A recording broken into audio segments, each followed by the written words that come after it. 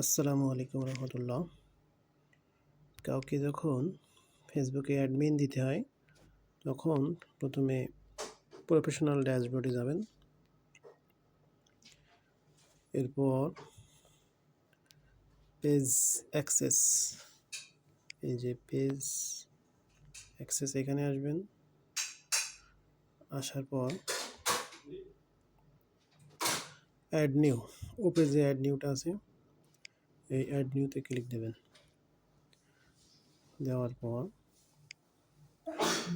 আপনার নেক্সট চাপবেন, তারপরে এখানে সার্চ দেবেন, যাকে দেবেন আর কি তাকে সিলেক্ট করলেন। সিলেক্ট করে এখান থেকে এই যে অ্যাক্সেস এটা প্রথমে ওকে করে দিলেন, গিভ অ্যাক্সেস।